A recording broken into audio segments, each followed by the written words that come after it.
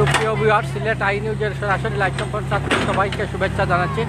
আমি সৈয়দ হেলাল আহমদ বাদশাহ। এই মুহূর্তে আমি উপস্থিত হয়েছি সিলেটের গোয়েনঘাট উপজেলায়, যেখানে তোয়াকুল এই নতুন একটি ব্রিজের কাজ হয়েছে, বর্তমানে অ্যাপ্রোচের কাজ চলছে। তো এখানে আমরা প্রেস ক্লাবের সভাপতি MM অতীন এবং প্রেস ক্লাবের দুর্গেশ সরকার বাপ্পি আমরা উপস্থিত হয়েছি এবং আমি নিজে আছি। যে আপনারা দেখতে পাচ্ছেন এখানে জনভোগান্তির সৃষ্টি করে ব্রিজের অ্যাপ্রোচ কাজ চলছে। ওনাকে বলা হয়েছিল যে এক সাইড করে ব্রিজের কাজ করার জন্য এবং এক সাইড মানুষ যাতায়াতের জন্য সুযোগ করে দেওয়ার জন্য, কিন্তু তিনি তা না করে ব্রিজের সম্পূর্ণ কাজ একসাথে করতে গিয়ে এই জনদুর্ভোগের সৃষ্টি হচ্ছে এবং যানবাহন, স্কুল শিক্ষার্থী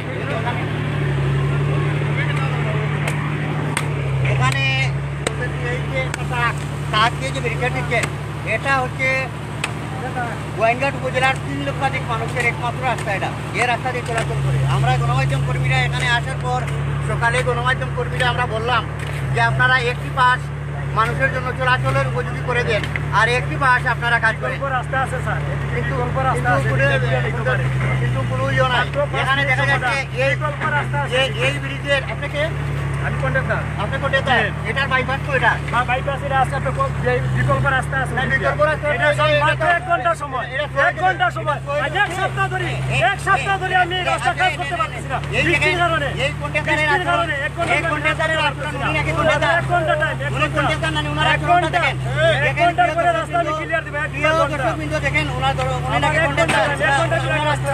আপনারা লক্ষ্য করেন 2 মাস থেকে জনগণ কষ্ট করতেছে, আমি রাস্তা ক্লিয়ার দিতে পারতেছি না। আমরা বলছিলাম যেটা আপনারা এক সাইড বলে গিয়েছিলাম যে আমরা আপনাদের প্রকৌশলীর সাথে কথা বলছি।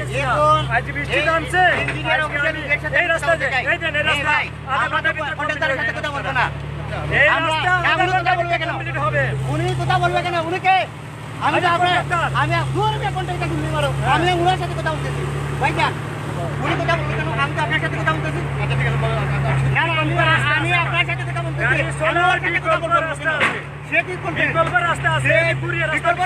আমার গ্রামের ভিত্তিতে আমি রাস্তা দিচ্ছি, আমার গ্রামের ভিত্তিতে আমি রাস্তা দিচ্ছি, বিকল্প রাস্তা আছে আমার। 1 ঘন্টা থেকে জনগণ মারবে না, জনমুক্ত করতেছে প্রায় অনেকদিন থেকে। 1 ঘন্টা লাগে জনগণ মারবে, একটু ঘুরিয়ে দেওয়া লাগবে। উনি একই কন্ট্রাক্টর, 5 মিনিট বেশ, উনি নাকি কন্ট্রাক্টর। উনি কিভাবে এই গণমাধ্যম কর্মীরা মিডিয়াতে লাইভ দিচ্ছে, উনি কিভাবে কথা বলতেছে, আমরা ইঞ্জিনিয়ার অফিসের লোকের সাথে কথা বলতে চাইছিলাম, কিন্তু উনি যেভাবে কথা বললো বোঝা যাচ্ছে যে ওনার ওই সড়কটা উনার। আমি আপনার কাছে কথা বলতে চাই, আপনার সাথে যখন আমরা কথা বললাম তাহলে উনি কথা বললো কেন? কেন আমি তো ওনাকে কোনো প্রশ্ন করিনি, ওনাকে তো কোনো প্রশ্ন করিনি।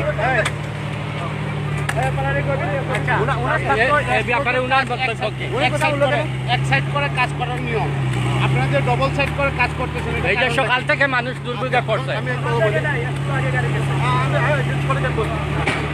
ওখানে গাড়ি গেছে আটকে, গাড়ি আটকাতে গাড়ি তুলতে পারে না। আমাদের ভেকুতে খেলার পরে ভেকু নষ্ট হয়ে গেছে। যেহেতু ভেকু নষ্ট হচ্ছে 2 ঘন্টা দেরি হবে, রাস্তা আটকে গেছে। 2 ঘন্টার মধ্যে আমরা কিলে যেতে পারবো। আমরা সকাল থেকে দেখতেছি একই অবস্থা এবং আমরা এটি বলতে চাই, উনি বলতে চাই যে উনি নাকি রাস্তা দিচ্ছে এই কান্দিগ্রামের ভিতরে। উনি কি দিবে? এটা তো রাস্তা অনেক আগে, এটা তো 30 কিলোমিটার দূরে। এই ব্রিজের বাইপাসটা কোথায় আমি আপনার কাছে জানতে চাই। এই বিকল্প রাস্তা দিয়ে যে বাড়ি যানবাহন যেতে পারবে না। আমরা জানি যে এই রাস্তা যত সময় পর্যন্ত উত্তর হবে না ততক্ষণ পর্যন্ত বিকল্প রাস্তা আছে। এটা কোথায়? এটা কোথায়? এটা আমি আপনার কাছে জানতে চাচ্ছি। আমরা জানি যে যতক্ষণ পর্যন্ত ব্রিজের যান চলাচল হবে না এতক্ষণ পর্যন্ত বিকল্প রাস্তা থাকে। বিকল্প রাস্তাটি কোথায়? এটা উনি তো কেটে দিয়েছে, উনি ওই দিকটা কি মাটি কেটে নিয়ে এখানে। সুপ্রিয় ভিউয়ার্স, আমি দিচ্ছি আপনাদের যে আপনারা দেখেন জনগণের কীভাবে ভোগান্তি হচ্ছে। রাস্তা বিচ্ছিন্ন হওয়ার কারণে মানুষরা হেঁটে হেঁটে পার হচ্ছে এবং আমরা সকাল বেলায় এখানে এসেছিলাম। তো উনি বলেছিলেন যে ওনার প্রকৌশলীর সাথে কথা হয়েছে, ইঞ্জিনিয়ারের সাথে কথা হয়েছে। উনি বলেছিলেন এক সাইড করে কাজ করবেন, কিন্তু তা না করে উনি পুরো রাস্তা একসাথে কাজ করছেন, যার জন্য এই জনদুর্ভোগের সৃষ্টি হয়েছে। এবং আপনারা সামনে আমি গেলে আর একটু দেখিয়ে দিতে পারবো যে কিভাবে একটি ট্রাক দিয়ে ব্যারিকেড করে রাস্তা আটকানো হয়েছে এবং মানুষের দুর্ভোগ। রাস্তার সংযোগ বিচ্ছিন্ন হওয়ার কারণে 2 ভাগে গাড়ি বিভক্ত হয়ে গেছে।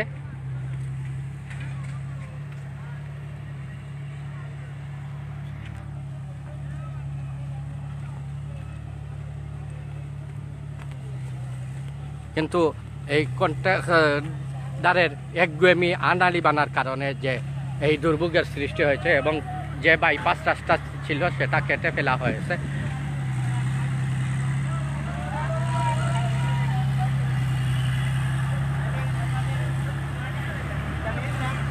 এবং আপনারা দেখতে পাচ্ছেন কিভাবে জনদুর্ভোগের সৃষ্টি হয়েছে।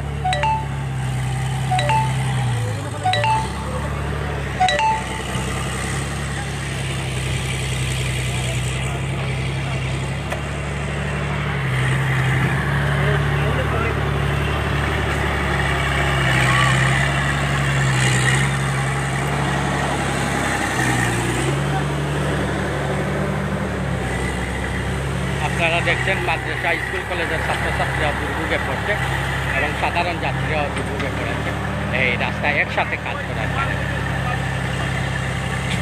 যদি এক সাইড করে কাজ করা হতো তাই এই দুর্ভোগের সৃষ্টি হতো না। এই রাস্তাটি একসাথে কাজ করার কারণে এই জন্য দুর্ভোগের সৃষ্টি হয়।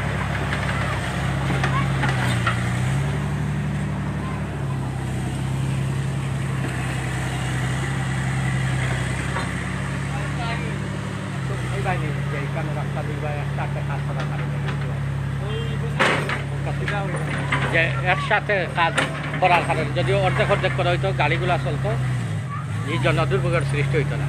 কেন তো ভাই যদি কাম হইতো রাস্তাঘাটে বলো গাড়িগুলো আসতো না, ওখানে একসাথে কাম ওর তখন তো গাড়িগুলো মানুষ যাত্রী সব ঠিক আছে। তো ঠিক আছে, আমরা বড় অনাহারে আছি, আমরা বহুত অনাহারে আছি।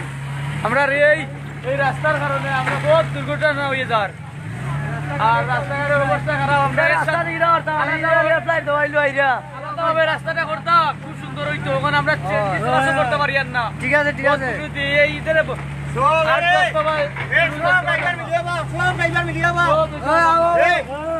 আপনারা দেখছেন এখানে যে যাত্রীদের কিভাবে জনদুর্ভোগ সৃষ্টি হয়েছে, যে একসাথে কাজ করার কারণে উনাকে বারবার বলা হয়েছে যে জনগণের কথা দুর্দশার কথা চিন্তা করে যাতে ওনারা এক সাইড করে কাজ করেন, কিন্তু তারা আনালি বানা করে একদমই করে তাদের কাজ তাদের মতো করে চালিয়ে যাচ্ছে এবং এই জন্য দুর্ভোগের সৃষ্টি হয়েছে।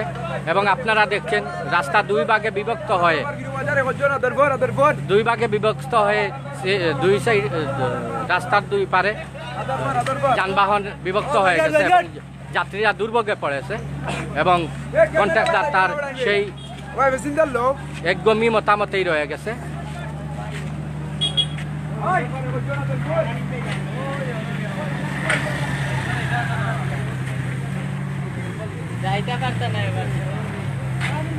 আমরা সংশ্লিষ্ট কর্তৃপক্ষ ঊর্ধ্বতন কর্তৃপক্ষের সুদৃষ্টি কামনা করছি যে এই যে এখানে এসে যাত্রীরা দুর্ভোগ সৃষ্টি হয়েছে দুই ভাগে বিভক্ত হওয়ার কারণে, সংশ্লিষ্ট কর্তৃপক্ষের সুদৃষ্টি কামনা করছি তারা যেন এই বিষয়টা সুনজরে নেন এবং এই জনদুর্ভোগ নিরসনে তাদের এগিয়ে আসেন তারা, এই কামনা করছি আমরা প্রশাসনের কাছে সংশ্লিষ্ট কর্তৃপক্ষের কাছে।